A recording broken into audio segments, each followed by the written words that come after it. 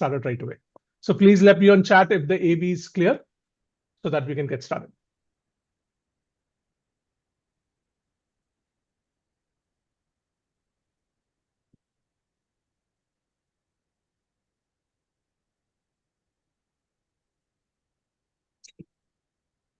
Okay, awesome. We're live. I've gotten that confirmation. Thank you so much. All right, folks. So good evening once again, and welcome to this YouTube live session. As you know, we're going to focus on the next steps after CAT. Okay, and I'll tell you why we're doing this session. What's the main objective? So so CAT is over, right? One of the biggest events of the year, and the answer key is also out. And I know a lot of you right now are not feeling okay. Okay, and again, I teach at 2IIM, right? So I've been speaking to my students since the answer key came out, and I know a lot of you are feeling quite low, and I completely understand and empathize with you, right? I mean, it's been a long journey of prep. You've put in so much efforts, and for the lack of a better word, the exam this year was quite strange, right? So a lot of you are disappointed with the performance, feeling very low. So we just thought that, we will do a session on the next steps after CAT. Because I personally believe the best antidote to anxiety is action, right? So let's just focus on the next steps. There are some amazing sort of next steps and other options available after CAT, and this session is going to focus on that, right? Okay, I'll talk a little bit about the session, but let me just go through introduction. So very quickly, my name is Jatin. I'm the head of VRC and student care at 2IIM. I'll be the host of this session. And on the panel today, we have Dr. Raj Nair. Dr. Nair is a senior professor information technology management at Welingkar Institute of Management. He's also the program head of Welingkar's PGDM e-business program. We'll talk a little bit about that. Bangalore. Yeah, in Bangalore. Yeah. Yes. So Welingkar has multiple campuses. Sir is located in Bangalore. He has 17 years of teaching experience under IT programs like e-business, business analysis, MIS, to name a few. Apologies. He has an MBA from IIM Calcutta and a PhD from Symbiosis International University. Dr. Nair also has a wealth of industry experience in engineering consultancy. All right, so welcome, sir. It's always a pleasure to have you with us. Same that side. Right, awesome. So, folks, as I mentioned before, we will focus on the next steps. We'll talk a lot about GDPR preparation under other competitive exams. Sir will also share SOP tips because that's also very relevant for you. That will be the focus of the session. Right. So I have a set of questions which I'll go through, which will be a good representative of what you have in mind. But please do ask your questions in Q&A as well. I want to make sure that most of the time goes in answering your live questions. Right. So go ahead and put those questions and I will get to them as soon as possible. All right. Okay. So, sir, as I said in the introduction, the answer key is out, right? And this year, again, I mean, I'll have to mince words, but from a teacher's perspective, right? CAT was very strange. This year, the exam was very strange. So there are many students who are disappointed with their performance, right? To say the least. What's your advice to them? How can they best bounce back from this sort of setback? See, first of all, I can just tell you two things I can tell you from this. Okay. First of all, it is always known that CAT is an unpredictable exam, right? As in, we were always, when I was preparing for CAT myself way back that is 30 years back, I was very clearly told, be prepared for expect the unexpected. Okay? That is what was told to us. And I remember in my CAT exam, there was one major change. Now, we used to have those 4 sections as usual, but in the previous year to mine, there were no sectional cutoff in terms of time. You could play around. But the big change that came for us was they decided in which order the papers would be given to us. Okay. So I think 45 minutes, they would just hand over those new sets to us. And that was a big bouncer for us because we had prepared differently, right? Like I had my own sequence in mind. I'll do this, do that, do this. But no, I had to completely go by what they did. So it was always understood. It was always known. But of course, I agree that this time it was a googly kind of a CAT this time. But the other thing which I can make out from this is, which is my kind of inference, is that probably, going forward, I think the focus is going to be much more on the analytical side of management. Okay? So probably that is one reason why they give so much of trust to the data interpretation and logical reasoning part this time. So that could be a sign, And maybe that's also a sign that what people should do next in order to convert this into GDPI as well. Okay. Okay. So that is my take as far as the CAT this time is over. But again, coming back to your point here, guys, it's over now. Okay, CAT is over, finished. Okay, you have crossed one hurdle. And the good news is, if we have felt it was not good, I'm sure there are thousands and thousands of students who are in the same boat. Okay, and always remember it is relative grading, right? Whatever percentile counts is relative. So unless someone really goes high, I think everyone stands a fair chance. Okay, so do not lose heart. It's just the beginning, right? It's not the end. Right. Okay. That's an interesting take. Like you think that it's sort of going to already taking a more analytical route, and that's the area that students should be focusing on. I think for GDPR as well, as Sir said, it's a good thing to keep in mind, right, about the nature of interviews coming your way. So in again, a lot of us. I mean, CAT is obviously a very important exam, right? No doubt Exactly, about that. yeah. No doubt about that. Yeah. I think there's so much of sort of like buzz around it that a lot of students in their head, at least psychologically, think it's the be all and end all of their world. Yeah, I understand that fully. So are there other competitive exams in your opinion that are worth focusing on after that? See, guys, I mean, don't put all eggs in one basket, okay? The problem is you're all brilliant guys. There's no doubt about that. The only thing is a demand and supply problem, okay? We have demanded so much. You have so many brilliant guys in the country. But probably, the upstairs, the entrance is very much choked. It's like a funnel, right? So all are trying to enter through a small kind of a pipe. So that's the problem.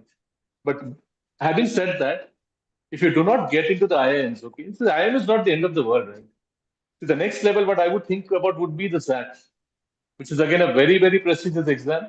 And honestly speaking, when I gave it, again, from my experience, I found that to be much tougher than CAT. Yeah, I found that to be much tougher than CAT. And I remember there was one question there.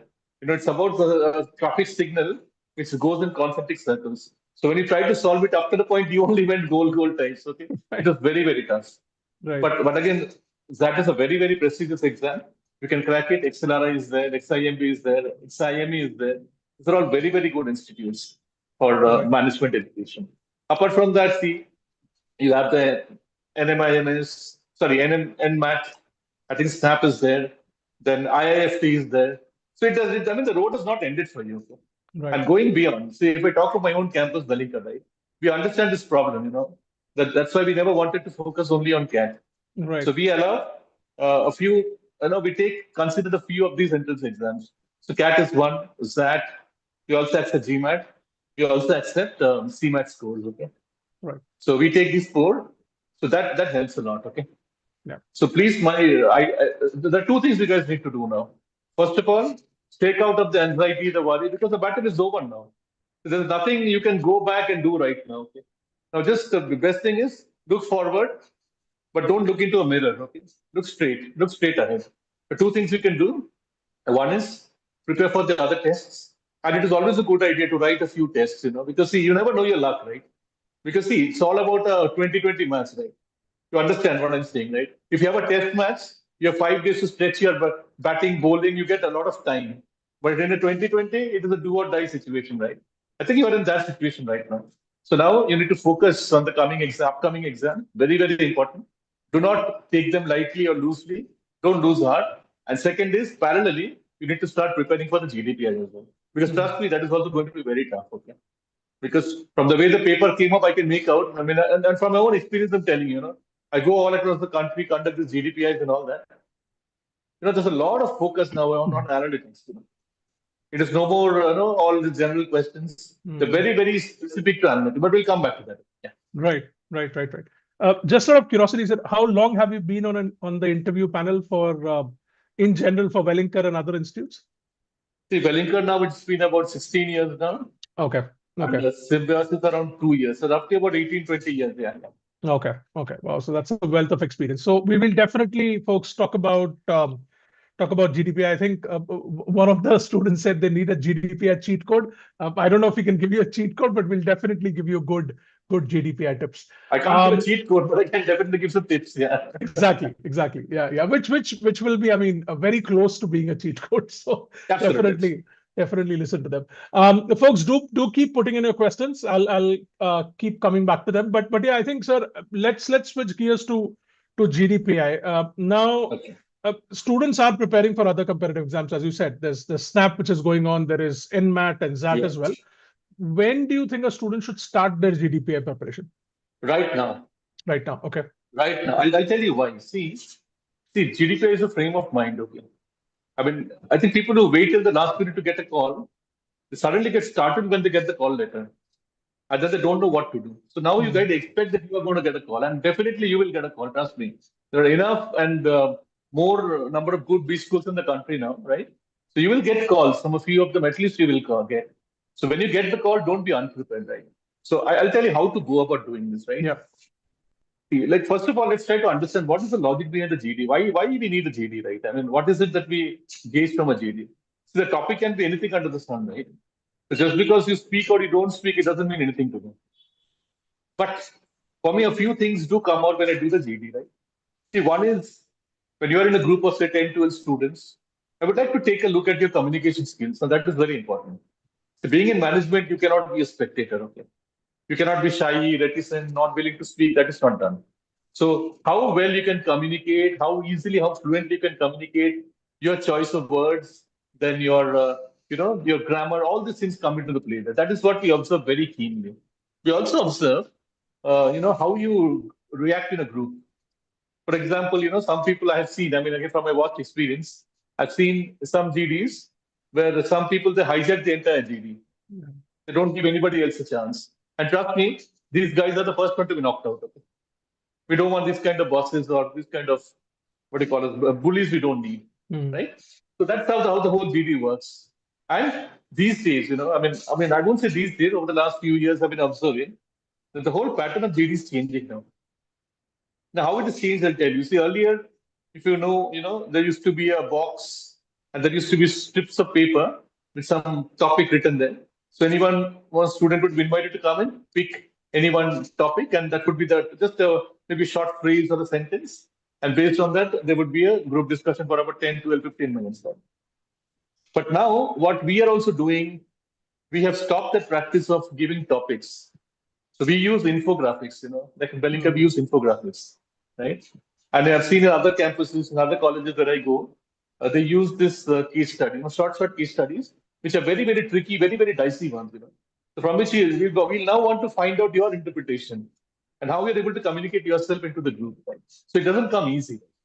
So how do you prepare? Let me tell you now. First of all, get into a very bad habit of reading. Okay. So why I'm saying bad habit? Because your generation guys, from I notice from my own students and all that, they are very, very lazy when it comes to reading.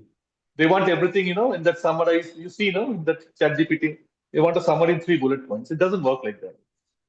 If you have to crack the GDPI, you have to give the effort. So start reading from now. From today, you start reading. Now, what do you read? I'm not telling you go and start reading Economic Times. You will not understand. Even at my age, at my experience, I don't understand a lot of things in Economic Times.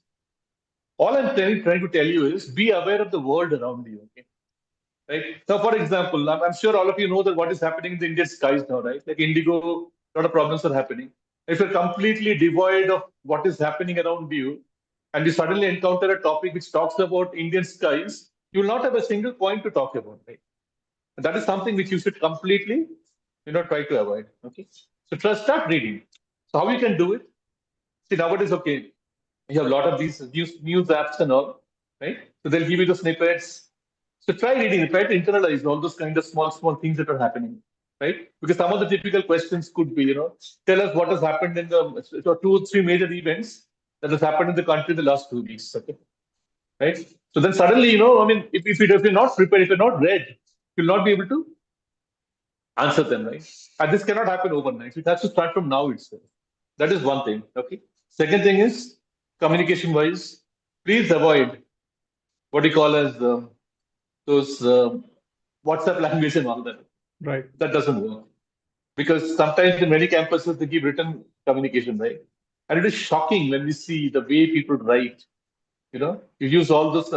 Only thing that is missing is smileys. Apart from that, it is pure WhatsApp language. Okay, do not do that. Get into the habit of writing.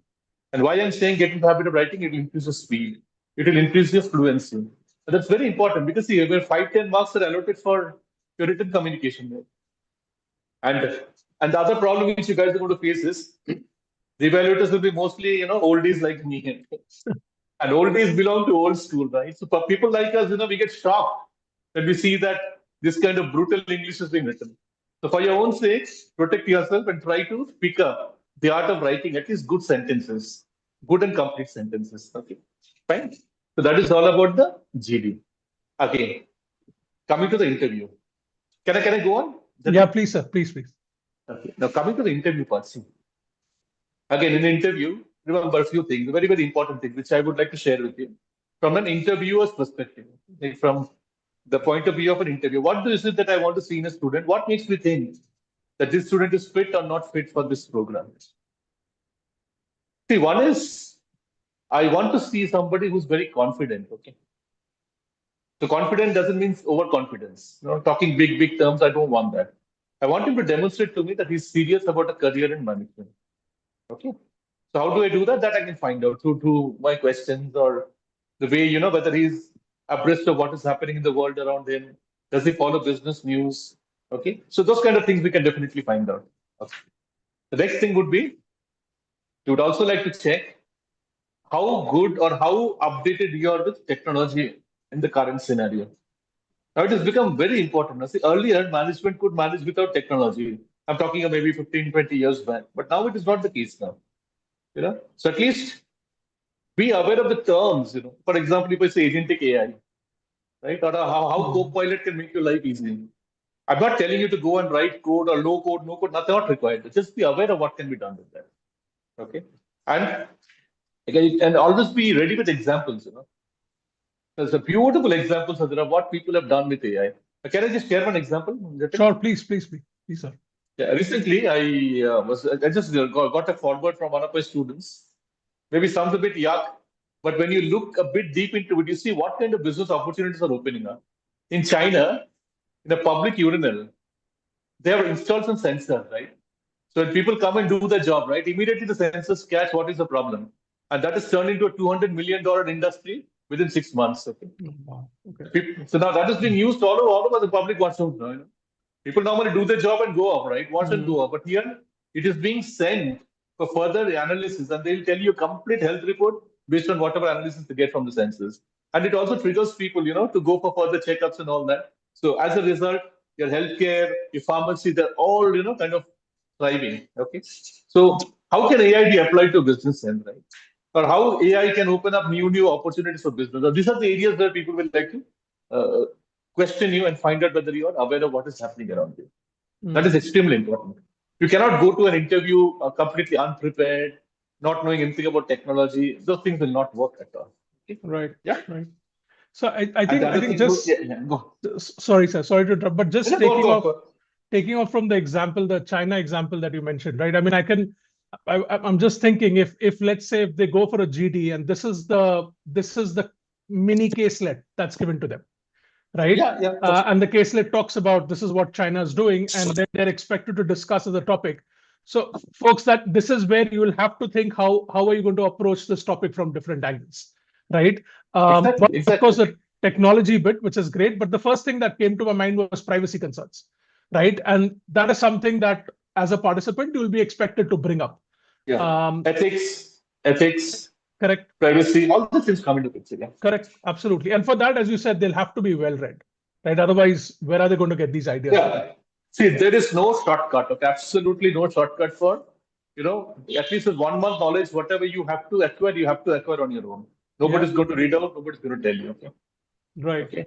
Right. Okay. So any specific sources? I know you mentioned apps that they can use, but anything else apart from apps? I mean, do you recommend they watch the news or is it just a regular? Always yeah. See, Jatin, if you look at my time, news was news. Okay, like they'd actually tell you what is happening in the country. Correct. Right. But nowadays the news have become nothing but a You're right. one wrestling ground. It has become. You're absolutely right. I don't think that's a good idea to watch news, but yeah. At least read the apps. Yeah. The apps are very good. Especially maybe the Deccan Herald is one which I read. I read the Hindu. I read this one. Even Google News. see some news, just be aware of what is happening around you. Some of the highlights. Yeah. And you're absolutely right. I mean, it's also an incremental process, right? I mean, they can't just It can't get happen all that overnight. information at once. No. It happens Let me over a just tell period. you, Jatin. Suppose tomorrow they go for a GD, Yeah, and the topic is centered around FDTL. Okay. right. Now, what will they talk about if they don't know what FDTL Correct. stands for? Correct. Exactly. Yeah, you're absolutely right. Okay, So one awesome. has to be absolutely go on. Right. So you also touched on communication skills, right? And you Yeah, spoke about the importance of not only speaking well but also writing absolutely. good Yeah. English. This is a common concern I hear from students, right? Like how do I improve my communication skills before the interview? Do you have any tips on that? See, communication skills. To be honest, the written communication skills, it comes from practice. Okay? It will not Right. happen overnight. So I think from now on, if they keep reading and they start, maybe jotting down a daily diary, what I did today. Maybe something stupid, but it'll at least help to create that fluency in writing. Because Right. these are all time bound exercises, right? Okay. So maybe maintaining a daily diary could be helpful till the time they crack the GD or whatever. So Okay. that is one way of improving the written communication. And if you read, definitely your English will improve. I mean, there's no Right. second thought about it, right? Right. Okay. And coming to speaking, say it is true, we are Indians, right? We're not Englishmen, that's true. But unfortunately, the business language is English. Yeah. And people do get, noticed. Maybe if they have what you call as an MTI, mother tongue influence, like you're thinking in a mother tongue and you're speaking in English, that gets noticed. So the only way to correct this, you can't correct it. It's not possible to eliminate this. Okay? And it's nothing wrong also, right? But what you can probably do is, see, what I would suggest, which I tell my people around me, if you have a problem with communication skills, the only way to come out of it is by communicating. So talk to your friends, make it a point, that for the next 1 month we will speak only in English language. Okay? Create mock teams, maybe 5, 6 of you. Throw a topic, discuss, make mistakes, learn from each other. That's a very, very good way to learn. Okay. I think that is the only way you can help yourself to improve your, oral communication. Right. Okay. Sounds good. I think those are really good tips. Um, Following up on the point that you brought up about analytical skills, right? That's obviously very crucial, and it's going to be crucial for interviews as well. Absolutely. Is there any way they can build those analytical skills specifically for interviews? Any tips around that?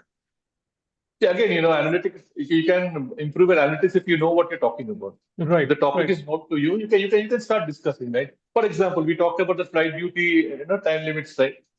If you're aware of what has happened to Indigo, right? Right. Why it is happening, which way it is happening. If you know the basics, you can analyze. You can see the point is in an analysis, you're not right or you're wrong. Okay? Correct. You may have a completely different perspective, which is highly welcome. For all you know, there may be people who support what is happening, right? Fine, that's perfectly fine. But all we want to see is how we are able to analyze the situation and come out with your own interpretation. Correct. So the best way to build up an analytical skills is by again reading, knowing about what is happening around you. And in some institutes, I'm not very sure how many, probably they'll give a small mathematical exercise.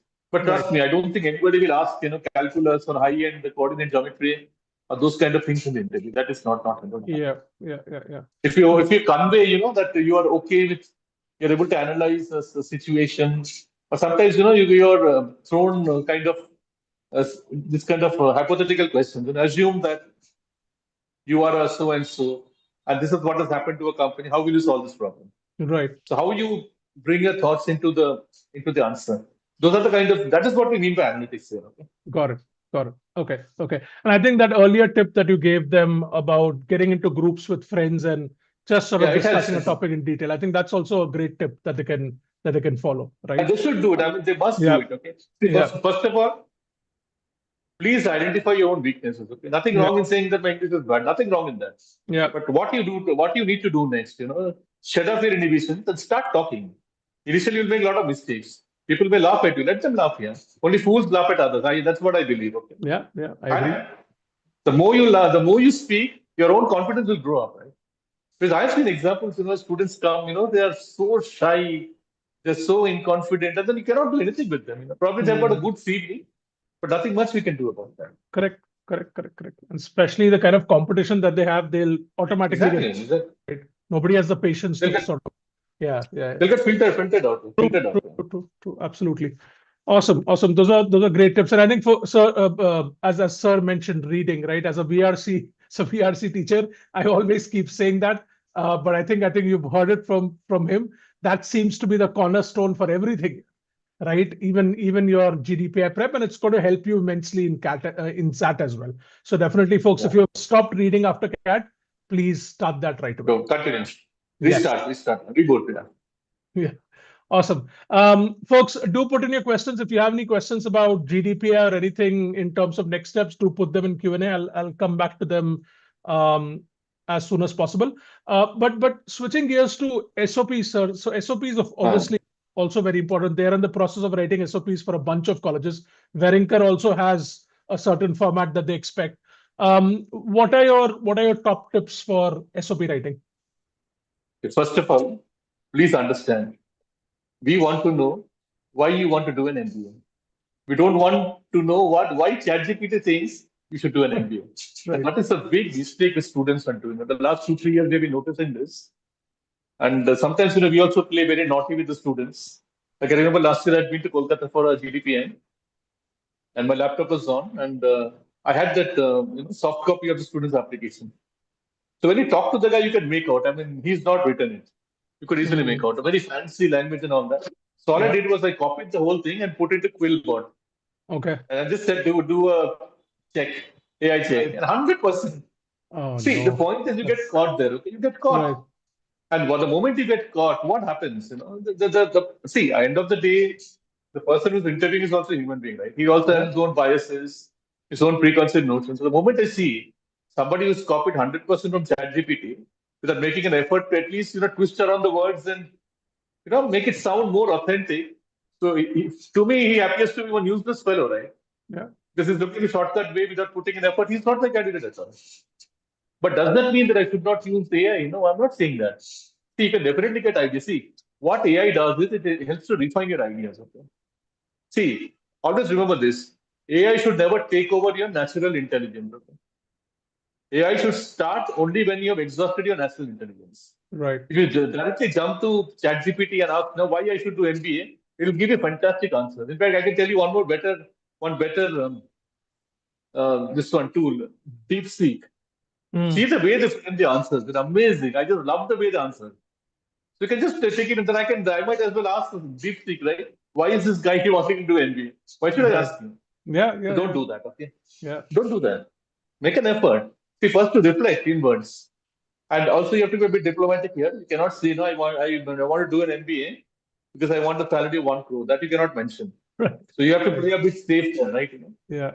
A bit safe. You have to be a bit diplomatic. So that is also analytical. That's also an analytical way of looking at things, right? Correct. Strategic. Very strategic. Yeah. So make it very, crisp. Right. Make it very, very kind of convincing, Directly if you use fancy words and all. In fact, one more example I'll tell you. Right. It just happened in Kolkata maybe last year. When you ask questions to ChatGPT, it answers us certainly. Right. Certainly. Right. Yes. So the guy would have given a question, why I should do MBA? Certainly, I'll tell you. That certainly part was also he copied down. Okay. So direct copy paste. Right. Direct, without reading it, Yeah. And then what do you do then? So we have to be very careful on the SOP. So SOP is something which you have to write yourself. You can refresh it, rephrase it. You can use AI to rephrase, but the basic idea should be yours. And the ultimate output that you put, it should be humanized. Okay? Right. It should not sound as if, or it should not read as if it has come from AI. Because not everyone not all of these interviewers are adept at using these tools and all that, right? If in my case, okay, I'm a bit like when I come to the techno side, I'm aware of all these tools, immediately I could do it. But for some other people, they may not know how to use tools, and on the face, looking at that CV, they will say this has been copied from AI. Right. And that's it. You're out. Yeah. So that's a very big risk people take. True. So please write. And why you're doing it is something which you only know, not me, right? Correct. Okay. Now, Professor, sorry to interrupt you, but you touched on this very important question of why MBA, right? which is Yeah. asked in SOP, and it's a very common question in interviews as well. Yeah. And now, people with work experience can frame an answer. They kind of figure it out, but freshers often struggle with this question. I know you said the answer has to come from them, but how should a fresher sort of approach this question? See, again, how to put it? See, again, something. I'll tell you some tips. What could sound a bit convincing. Yeah. See, one could be, maybe I have some startup ideas, right? And without a basic management degree, it is very difficult to go forward with a startup, right? Because you've seen a lot of startups floundering. Yep. Right from graduation, they get into all this, and they're not able to handle the business. Right. So maybe you take it. That is the one good way of saying it. Why I want to do that? Maybe going forward, maybe 5 years down the line, I would like to have my own startup. Got it. That's not a bad idea. You can talk like that, right? Yeah. Maybe some other thing could be, maybe I want to know more about this area. Nothing wrong in that. Right. I want to explore more because I want to see, like maybe analytics is one part which I'm very fond of. Going forward, I would like to become a part of the data scientist group. Right. See, like this, we'll have to come up with some kind of convincing answers and all that. Right. Got it. So this needs a lot of thought. Yeah, this needs a lot of thought. Definitely. And I think for a fresher, again, if let's say they sort of mention a couple of options or a few options, areas that they want to explore, that should be okay for a fresher, right? Yeah. Or do panels expect like complete clarity? No. Okay. See, they're all bachas. They're all kids. Right. Small kids only, right? So we treat them as kids only. We don't look at them as a big man or something. Correct. But these are basic things, right? And a few other things which are important. Yeah. When you write the SOP, nobody writes it then, but it comes out of interviews. Why somebody has done engineering for 4 years, right? Computer science. And then now he wants to do an MBA. And in those intervening years, it's not worked. Right. Then we ask, why 2 years of gap? Why now you're sitting for MBA? Why you were not working? It says, I realized that I didn't want to do engineering. And why my parents forced me to do it. Okay. See, it is a fact. It happens in many places. Again, it happens. Okay. It happens. But there's a way to put it. See, if I look at my own career, okay, maybe if I can just give you some tips from my own career. Yeah. I studied the Bachelor of Architecture from Bengal Engineering College, which is now IIM-C, one of the institutes of national importance. It's a very old institute, established in 1856. So 5 years I worked there. I studied, I toiled hard, came out with the first class. Then I worked in Kolkata and Delhi and Rajasthan for a few years. Then I realized, probably this is not what I want to do. Because see, when you study architecture, what happens? You want to be in the design field and all that. But the problem is design field has enough people. People are not there for implementation. Right. So I was put to the implementation side, which was very tough, like going to Rajasthan, being in the desert. And it was not an easy job. Then while doing that, I realized if I'm doing this, why not formalize what I'm doing? And that is when this whole idea of taking up CAT and all that happened. So after 4 years of work, I took up CAT and I did this, whatever I did. Okay. So changing a career is not bad at all, but you should have some logic behind that. Okay? Right. My parents forced me and all those things will not work. So think of a way out. Okay. You have to be very diplomatic, very strategic, and convincing. These are the 3 words I will use. Okay. Got it. Diplomatic, strategic, and convincing. And you don't have to be brutally honest. That is not required. Right. Absolutely. Sometimes brutal honesty also it backfires on you, right? Correct. I think that's a very important point. Right. They shouldn't get carried away and kind of like, reveal everything, right? That's not required. It's not required. Correct. No, I'll give you, but just can I see one more example? Please. Yeah. See, once some years back, I think it happened in Bangalore or Delhi, I don't remember. There was this candidate, very good candidate. So we interviewed the candidate. And then it came out, he comes from a fantastically filthy rich family. Okay. Filthy rich family. And then we realized this is doing it for time pass. Okay. She had no career ambitions. She knew that her and the next 10 generations were taken care of. So she had just come for time pass. Okay. So that also should not be the case. Okay. You should look serious about what you want. Don't be casual, like, okay, hoga to hoga. Those kind of attitudes should not be there. Yeah. You should look that look of seriousness. I want it and I'm determined to get it. So that kind of, that kick should be visible to us. That is very important. True. Correct. Those are awesome tips, sir. I'll take a couple of questions from the Q&A. Yeah, go ahead. So Shantini is requesting for some suggestions for students who have academic gap years. And That's how a very should common problem. yeah, and That's a very common problem. Yeah. how should they approach that? Because they're always concerned about this, especially academic Yeah, gap years. okay. Yeah. No, I agree with that. See, now, maybe again from my generation, maybe your generation, I don't know. You came after me. Same. Yeah. So the concept of a drop year, gap year was never there. Okay. Right. So for us, it was all in motion only, right? Yeah. You finish this, move and get out. Correct. Off late, maybe in the last decade or maybe before that, I heard this word for the first time, drop year. Where people after class 10, they want to take a break. See, again, from my generation, people will look down upon it. Okay? Yeah. And that creates a problem at interviews. I'm telling you, being very honest. Yeah. So what you need to do is, see, a 1 year gap is not a problem. Okay. You can always say that, 1 year I was trying for this exam, I couldn't crack it. So that 1 year can be always justified. That is never a problem. But if it goes to 2, 3, 4, 5 years, then it becomes a severe problem and you cannot come out of it. You cannot explain why you're doing it, right?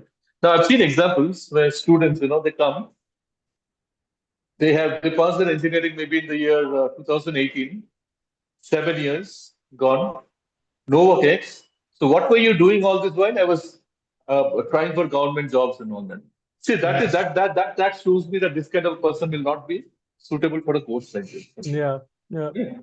So how do you handle this?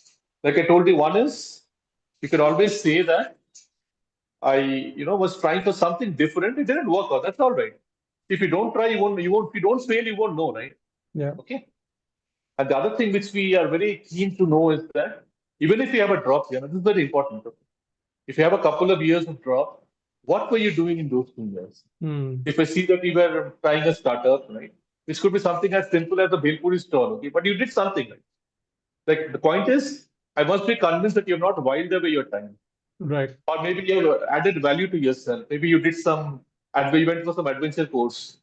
Perfectly fine, yeah. You went trekking in the Himalayas. You wanted to be a trekker. Or maybe, like I said, some startup you worked on, right?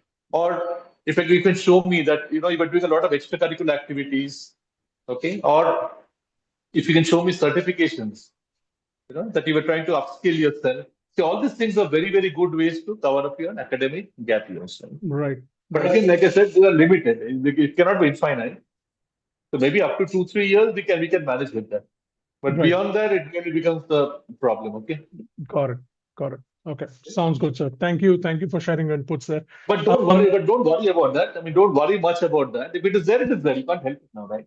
But now see how to work around it now, right? How do you justify that now? Correct. And I think again, going back to a point of preparation, here I think it's just best to prepare this answer very well beforehand, right? Yeah, rehearse it and prepare it. I think that would really help. Okay, awesome. Folks, we've come towards the end of the session. There's a couple of questions that I'll take from chat, but of course, if you have more questions, put that there. You can always put it in comments later. I'm in touch with sir, so I can get that answered later in comments as well. But just so there's one question in Q&A about Welingkar. How's the campus of how are the other campuses different from the main campus in Mumbai? Okay, we have right now 2 campuses, Bangalore and Mumbai. Right. See, Mumbai is the older one, right? Right. The older one established in 1977. And we started in Bangalore in 2000. The current campus started in 2008. But prior to that, we were there in Bangalore since 2004, right? And I think we are doing very well. In fact, you'll be very happy to know that in the latest rankings from the Week magazine, which is a very respectable magazine, Welingkar Bangalore has been ranked as the 56th all over the country. Okay. So I think within a gap of about 17 years, if you have reached the top 3, India has about 5,500 WeSchool, right?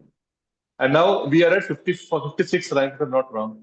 Right. So we have been able to climb into the top 10% in the country. Okay. Right. That itself speaks of the quality of how Welingkar is doing. Definitely. But yes, Mumbai is bigger. Definitely Mumbai is bigger because they've got that early starter advantage. It's better known, right? So we grew in the shadow of Bombay, but yes, we have branched out now.